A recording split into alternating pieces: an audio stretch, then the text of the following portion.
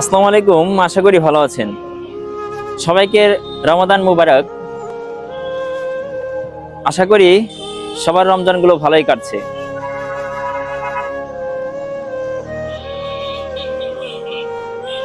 তো আল্লাহ তাআলার কত বড় নিয়ামত। আমরা সারা বছরই খাই, দীর্ঘ 11 মাস খাই, অ্যান্ড 1 মাস আমাদের জন্য আল্লাহ তাআলা না খেয়ে থাকা খরচ করে দিয়েছেন। আলহামদুলিল্লাহ। যদি বৈজ্ঞানিক দিক দিয়ে ভাবতে যান তাহলে এই 1 মাস না খেলে কতটা উপকার সেটা আপনি একবার গুগলে সার্চ করে দেখতে পারেন। তো যাই হোক, আপনি কি জানেন কোরিয়ানদের কাছে রোজা এক বিস্ময়ের নাম, অবাক করা নাম। মুসলিমরা কেন রোজা রাখে, আসলে রোজা কেন হয়, রোজা কিভাবে হয়, কেন না খেয়ে থাকে? কোরিয়ানদের প্রশ্ন, সারাদিন না খেয়ে থাকতে হবে, কিন্তু কেন? পানিও খাওয়া যাবে না, সিগারেটও খাওয়া যাবে না, লুকিয়েও খাওয়া যাবে না, এমনকি গোসলখানায় ঢুকে পানিও খাওয়া যাবে না।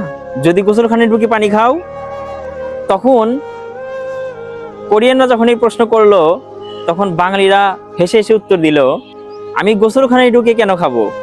আমি তো ইচ্ছা করলে ঘরে বিরিয়ানি রান্না করেও খেতে পারি, কেউ তো দেখবে না, কেউ তো দেখবে না। কিন্তু আমরা ভোর 5টা থেকে সন্ধ্যা 6টা-7টা পর্যন্ত কিছুই খাই না। এটা আমাদের মহান আল্লাহ তাআলার নির্দেশ, আর আমরা এটাতেই অভ্যস্ত। তখন কোরিয়ানদের মনে শুরু হয় আবার এক গাদা প্রশ্ন, কেন খাও না? অদৃশ্য খোদা বলেছেন বলে? তিনি তোমাদের দেখবেন বলে তোমাদের এত সংযম, এত আত্মনিয়ন্ত্রণ? এরপরে কোরিয়ানরা যে প্রশ্নটা করে তাতে কি বলবেন রে ভাই? সেই প্রশ্নটা শুনে বাঙালিরা কিছু বলতে পারে না, বাঙালি একদম চুপ।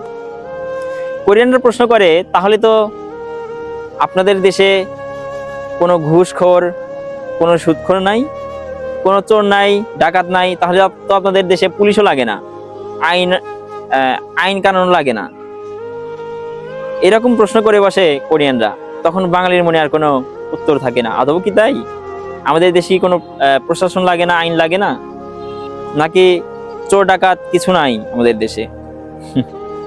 আসলেই এই প্রশ্নটা যখন ওঠে তখন আর আমাদের মুখে ভাষা থাকে না যে আদৌ কি আমাদের দেশে চোর ডাকাত, সন্ত্রাস, হত্যা, ধর্ষণ এগুলো নাই।